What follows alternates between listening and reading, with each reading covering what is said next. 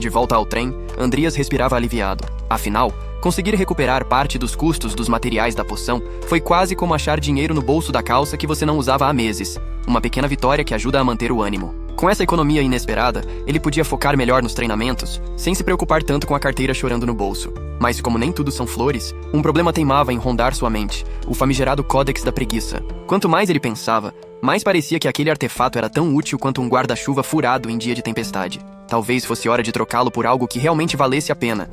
Enquanto ele matutava sobre isso, a lembrança de Sharon surgiu. O professor sarcástico poderia ter alguma ideia brilhante sobre como usar aquele enigma ambulante. Mal Andreas desceu do trem e voltou para a academia, uma sensação estranha de estar sendo observado começou a lhe arrepiar a nuca. Deve ser coisa da minha cabeça, pensou, tentando ignorar o desconforto. Mal sabia ele que a vampira Angela estava ali, escondida, observando-o em silêncio, e provavelmente planejando alguma confusão daquelas que só ela sabe fazer. Chegando ao laboratório de Sharon, Andreas foi recebido com um sorriso cínico do professor, que não perdeu tempo para soltar uma provocação. Que honra receber a visita do homem mais comentado da academia. Andreas, claro, fingiu que nem ouviu, e entregou uma caixa com um pouco da poção que havia criado. Sharon pegou o frasco com curiosidade e perguntou: "Então, Essa é a famosa poção de que todos estão falando?" Andreas confirmou, explicando que queria mostrar o resultado logo após o exame final. Sharon, dramático como sempre, levantou-se da cadeira e disse: "Você escondeu essa pesquisa de mim e agora aparece aqui bancando o discípulo exemplar." Sem perder tempo, ele caminhou até uma estante e abriu um compartimento secreto. "Venha comigo, garoto. Vou te mostrar o que significa ser um discípulo leal." Andreas seguiu, tentando disfarçar a curiosidade, mas sabia que não era hora de falar sobre o Códex da Preguiça, especialmente com Sharon naquele humor de tempestade. Ao chegarem no laboratório secreto, encontraram uma cena de destruição total. Angela havia passado por ali, deixando um rastro de caos digno de filme de ação. O sorriso satisfeito de Andreas indicava que sua evolução tinha dado certo, mas o olhar furioso de Sharon dizia tudo. Ele não estava nada feliz. Jogando correntes pelo chão com raiva, Sharon começou a xingar alto, sua fúria quase fazendo as paredes tremerem. "Você mexeu nas restrições de Angela?" gritou ele. Andreas, mantendo a calma, respondeu: "Professor, eu estava com tanto medo de morrer que nem cheguei perto dela." Sharon o encarou furioso, mas Andreas mal conseguiu segurar uma risada interna. Ver o professor naquele estado era quase tão divertido quanto a própria poção. Mas, sabendo que ainda precisava da ajuda de Sharon para o problema do Códex, decidiu deixar a conversa para outro dia. Enquanto Sharon continuava a amaldiçoar o mundo, Andreas saiu do laboratório e caminhava pelo campus quando sentiu uma presença estranha. De repente, como numa cena clássica de desenho animado, um cabelo apareceu por cima dele, enrolando-se feito uma cobra. Assustando-o na hora, era Angela, esperando para armar uma emboscada. "Estou querendo te perguntar uma coisa desde que acordei. Você quer responder?" "Ei, olha pra mim, Andreas." "Eu não arranco pedaço", disse ela, com um sorriso que misturava charme e perigo. Ela perguntou diretamente se ele sabia algo sobre o poder que circulava dentro dela. Andreas hesitou, desconfiado, e perguntou por que ela queria saber. "Lembre-se, eu mantive minha palavra e te libertei. Você sabe o preço de quebrar um juramento feito em nome da sua família", respondeu Angela firme. Ela explicou que não conseguiu se libertar das amarras sozinha e teve que seguir outro caminho. Aproximando-se mais, perguntou: "Você sabe qual método eu tive que usar?" Nesse momento, Angela sentiu um cheiro estranho vindo de Andreas, algo que ela descreveu como o grande pecado de... Antes que pudesse terminar a frase, seus olhos brilharam intensamente, como se tivesse acabado de desvendar um mistério. Confuso, Andreas perguntou: "Isso é algo realmente interessante. O que você está falando?" De repente, Angela segurou gentilmente o rosto dele, aproximando-se ainda mais, só que inesperadamente, agarrou seu pescoço e o lançou contra uma árvore. "Há muitas coisas que quero te perguntar, mas este lugar é muito visível. Então vou deixar para depois", disse ela com força extraordinária. "Nós vamos nos encontrar novamente em breve. Por enquanto vou fazer bom uso desse poder. Já que você me ajudou, não poderia deixar de agradecer." Sua voz tinha um tom que misturava sedução e ameaça. "Não se preocupe, não vou fazer você sofrer. Afinal, você está predestinado a ser meu parceiro." A língua de Angela deslizou pelos lábios, salivando só de pensar nisso. Enquanto isso, em algum dormitório da academia, Diane e sua amiga aproveitavam um momento tranquilo tomando chá. Diane mostrava um livro cheio de gravuras sobre cavaleiros, quando sua amiga, entediada, pediu para ela parar. "Chega desse livro, quero contar uma fofoca." Diane suspirou e fechou o livro com cuidado. "Fofoca? O que foi dessa vez?" A amiga então contou. Lúcia Verlas passou no exame de poções da Torre Mágica. Diane arregalou os olhos. Surpresa incrível. Considerando a idade dela, não sei se fico feliz ou com inveja. Enquanto refletia sobre o talento de Lúcia, Diane lembrou dos boatos de que a garota era preguiçosa, mas parecia que esses rumores não faziam justiça. Ela sorriu um pouco amarga e murmurou: "Incrível. Eu queria ter feito algo assim no meu primeiro ano." A amiga, porém, estava mais animada com outra parte da história. Pegou um dispositivo mágico parecido com um tablet e mostrou uma imagem. Mas sabe o que é mais surpreendente? A dupla dela. Diane franziu a testa curiosa. Andreas Cromwell, dá para acreditar como alguém tão sem talento conseguiu ajudar a criar essa poção? Ela olhou atentamente para a foto e algo se acendeu em sua memória. Após a queda da família Cromwell, Andreas parecia um lixo humano. Mas será que ele realmente poderia ter mudado? Disse a amiga intrigada. Diane se levantou abruptamente, deixando a amiga falando sozinha. Determinada, pensou. Eu vou descobrir isso pessoalmente. Todos estavam de volta à sala de aula, e Andreas parecia ter saído direto de um desfile de camadas, coberto por várias roupas, como se estivesse se preparando para uma expedição ao Polo Norte. Lúcia, curiosa, não resistiu e perguntou. Andreas, por que você está vestindo tantas roupas assim? Vai enfrentar um inverno nuclear? Ele respondeu meio na defensiva que não estava se sentindo muito bem, só tinha vindo para assistir às aulas e garantir que ia se formar. Mas, na real, algo tinha acontecido na noite anterior, e ele não podia deixar ninguém ver a enorme cicatriz no pescoço. Parecia até que ele tinha levado uma mordida de vampiro, o que de certa forma não estava tão longe da verdade. Enquanto isso, Andreas tentava entender o que Angela tinha falado. Ela mencionou algo sobre o cheiro dele, e que ele era seu parceiro, e do nada ela mordeu seu pescoço e sumiu. Meio estranho, né? O professor entrou na sala, já pronto para começar a aula, e logo percebeu o Andreas empacotado em roupas. Ele lembrou que o rapaz tinha aparecido nas notícias e perguntou, por que tanto agasalho? Tá gripado? Andreas respondeu que sim, pegou um resfriado, mas o professor não se convenceu. Talvez você esteja cansado da pesquisa com poções. Melhor ir descansar. Andreas agradeceu e começou a se arrumar para sair, mas o professor, do nada, voltou a falar. Deve ter sido uma pesquisa bem solitária, não? Lembro que você veio me pedir uns conselhos, mas eu, um mero professor de botânica medicinal, acho que foi difícil incluir meu nome na pesquisa. Andreas ficou confuso. O professor não tinha ajudado em nada, mas não ia deixar barato. Ah, professor, sou muito grato pelos seus conselhos, especialmente aqueles sobre o extrato de Hong Peach e a casca da árvore de Matarata. Lembro que o senhor disse que se eu adicionasse essas coisas, estaria fazendo uma sopa, não uma poção. Mas como pode ver, a sopa ficou deliciosa. O professor ficou sem reação, com uma cara de "Você é maluco?" enquanto os alunos riam da resposta inesperada. Andreas saiu andando, deixando o professor resmungando sobre os limites que tinham sido ultrapassados. Mas na porta, o professor gritou o nome dele de novo. Andreas parou pensando. Será que agora querem ser amigáveis? Que seja, só cala a boca! Ele ainda sugeriu que poderia ir para outra aula se fosse só pelos créditos, claramente irritado. Mas aí Lúcia quebrou o clima. Professor, posso perguntar uma coisa? Como alguém pode cocriar uma poção? A sala ficou em silêncio, todos atentos. Ela continuou. Aprendemos os fundamentos das poções aqui e colocamos em prática.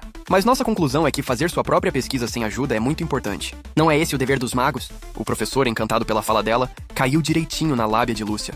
Andreas percebeu e sorriu por dentro. Lúcia finalizou educadamente. Mas pode deixar, pediremos seu conselho na próxima vez. Claro, se o senhor não estiver ocupado com suas próprias pesquisas. Foi um tapa educado na cara do professor. Tipo, foca no seu trabalho e deixa a gente em paz. O professor, meio desconcertado, se virou para Andreas e disse só: vai em segurança. Ninguém sabia direito por que Lúcia fez aquilo, mas desarmar a situação foi a melhor saída. Os dois se olharam agradecidos só com os olhos, e Andreas saiu da sala. Enquanto isso, em outro canto da cidade, um homem forte de cabelos vermelhos lia um relatório. Era o oficial W. Angrea, também conhecido como Duke Sinclair Clock. Ele comentou sobre uma nova poção criada pela filha da companhia Everlast, que estava sendo lançada no mercado. Sua secretária confirmou e explicou que a poção se chamava Everlast. O oficial pediu uma amostra, segurou o frasco e disse: se uma estudante do primeiro ano já fez algo assim, muita gente vai querer recrutá-la quando ela se formar. Ele tomou um gole e comentou: realmente surpreendente. Muito mais eficiente que as poções que temos no mercado, e o melhor, sem efeitos colaterais. Isso pode revolucionar tudo. A secretária mencionou que a poção foi co-criada e o oficial reconheceu o nome do outro criador, o filho de Kane Cromwell. Curioso, perguntou se o rapaz tinha talento para poções. A secretária não soube dizer, mas ouviu rumores de que ele poderia ter se aproveitado da estudante. Como não havia nenhuma relação especial entre as famílias, não faziam sentido essas fofocas. O oficial pediu uma investigação. Se o rapaz realmente tinha esse talento, deveria entrar na lista de recrutamento. Em outro lugar da cidade, um ser misterioso segurava uma taça de vinho e perguntou ao seu criado: como está a cerimônia de premiação de final de ano? O criado respondeu que tudo estava indo conforme o plano e que a família Cromwell seria rebaixada. Saboreando o vinho, o misterioso comentou: Andreas Cromwell, estou curioso para ver se você é diferente do seu pai. Enquanto isso, nosso protagonista não dava trégua no treino. Ele repetia os exercícios até cair no chão exausto, tipo aquele amigo que insiste em fazer 1000 abdominais só para impressionar no verão. Pegou um frasquinho de poção que tinha criado e murmurou: sem isso, seria quase impossível aguentar esses treinos. A poção de regeneração acelerava a recuperação muscular e a de cura cuidava das feridas. Basicamente o combo perfeito para um atleta meio maluco. Depois, ele adicionou a poção de reforço físico, criando um sistema de treino infinito. Lembrou que ao fazer essa poção, teve a chance de evoluí-la. Foi como jogar na loteria. No começo, estava nervoso, mas a evolução valeu a pena. Os resultados foram tão bons que ele até se sentiu bobo por ter duvidado. Desde então, criar poções ficou mais fácil, com sucesso e velocidade aumentando bastante. Ele pensou consigo mesmo: se eu continuar assim, vou crescer bastante, mesmo sentado no chão. Afinal, com um corpo forte e alguns itens, não precisava se preocupar tanto com a força em combate. Mas nem tudo eram flores. Sharon estava em uma viagem de negócios e por isso não tinha comprado o baralho da preguiça para ele. Sharon parecia tão de mau humor que nem avisou o protagonista sobre a partida, o que o deixou pensativo. O que posso fazer? Não tenho outras conexões além da Sharon e ainda tenho aula de botânica amanhã. Melhor dormir, murmurou. No dia seguinte, ao chegar na sala de aula, só havia um bilhete. Por causa das razões mencionadas anteriormente, a aula de hoje será ao ar livre, conforme comunicado pelo tablet. Eita, pega o protagonista de surpresa. Ele nem tinha tablet. Começou a xingar o professor mentalmente, imaginando se ele sabia que Andreas estava sem o aparelho e estava usando isso contra ele. Sem perder tempo, saiu correndo da sala, preocupado com o que o professor estaria aprontando com os outros alunos. Chegando ao jardim da academia, deu de cara com um laboratório improvisado. Todos estavam apressados e desesperados. Parecia que ia rolar um teste ou prova surpresa. Então, a voz do professor ecoou. Você está atrasado. Deve estar tão ocupado com suas pesquisas que nem viu o aviso. O protagonista pensou: quão imaturo esse professor pode ser. Mas, como sempre, Lúcia chegou na hora certa, puxando Andreas pela roupa e dizendo: eu explico pra você de qualquer jeito. Ela mostrou no tablet o que devia ser feito e comentou: agora que você tem dinheiro, devia comprar um tablet. O professor havia criado uma poção despertadora e teve a brilhante ideia de fazer um exame para analisar a receita. Andreas começou a preparar suas poções, mas logo foi interrompido pelo professor. Para alguém do seu calibre, descobrir os ingredientes e proporções dessa poção deve ser fichinha, né? Na cabeça do protagonista, milhões de xingamentos surgiram, mas ele os guardou para não causar um pandemônio. O professor continuou com uma expressão irônica: hoje, finalmente vou mostrar o que você realmente é. Por dentro, Andreas sentia que ia explodir, mas manteve a calma. O professor, por sua vez, achava que Andreas tinha se aproveitado da Senrita Everest, uma estrela em ascensão no mundo das poções, e que ele não passava de um estudante medíocre. O rancor dele era palpável. Após 4 horas, o professor analisou os resultados da poção despertadora. Lúcia e Andreas conseguiram 100% de precisão em menos de 2 horas, sendo os primeiros da turma. Isso não agradou nem um pouco o professor. Além disso, não havia nenhuma evidência de trapaça, provando que Andreas realmente tinha talento para poções. Alguns alunos ficaram surpresos, outros desapontados. Afinal, ninguém esperava que Andreas superasse todo mundo. Lúcia brincou: Senhor Alga Marinha, você mandou bem. Andreas, já cansado, corrigiu: eu sou Andreas Cromwell. De repente, um aluno entrou berrando o nome do professor Valba, acusando-o. Por que você reivindicou a poção como se tivesse feito? Eita, a situação estava prestes a desmoronar. O aluno continuou: você, mais do que ninguém, deveria saber o quanto esforço eu coloquei nisso. Os outros alunos ficaram chocados. Nunca imaginariam que um professor pudesse ser acusado de algo tão sério. Andreas e Lúcia trocaram olhares. Ele perguntou: o que você acha disso? Lúcia respondeu sem hesitar: esse professor provavelmente teria coragem de fazer uma coisa dessas. Decidido a agir, Andreas se levantou e caminhou até a discussão, mas Lúcia tentou segurá-lo. Você não devia se meter nisso. Até ontem fui eu que tive que salvá-lo de uma confusão. Mas Andreas ignorou e disse: tenho uma pergunta relacionada à poção, professor. O professor respondeu irritado: este não é um bom momento para isso. Andreas insistiu: mas isso está relacionado à situação, professor. Se esse é realmente o seu trabalho, deveria provar aqui e agora que foi você quem fez, não é? O professor claramente não gostou da ideia. Andreas percebeu que o aluno que fez a denúncia parecia gostar da proposta. O aluno perguntou com curiosidade: é igual ao exame na Torre Mágica? O protagonista respondeu firme: se o professor realmente tivesse feito a poção, deveria explicar facilmente por que usou cada ingrediente. Ou será que ele não está tão confiante assim? O homem ajeitou os óculos, indignado: isso é uma insolência. Eu sou um professor de prestígio da academia. Mas Andreas não estava para brincadeira. Com tom desafiador, perguntou: então responda por que trocou o recinto privê pelas pétalas de Sidomina. O professor ficou visivelmente desconfortável, com aquela cara de quem percebeu que esqueceu o dever de casa. Por dentro, só pensava no quanto se distraiu no dia da apresentação e esqueceu de revisar essa parte importante. O aluno percebeu a hesitação e cutucou: por que está demorando tanto para responder, professor? Enquanto o professor tentava se justificar, uma águia observava tudo à distância, como se fosse o segurança do campus, ou talvez só estivesse ali mesmo, mas dava um clima dramático. As perguntas continuaram, e o professor ficou cada vez mais estressado. Afinal, só a Torre Mágica tinha tecnologia para exames tão precisos de poções, mas os alunos não estavam nem aí para isso. Andreas fez sua última pergunta, direto ao ponto: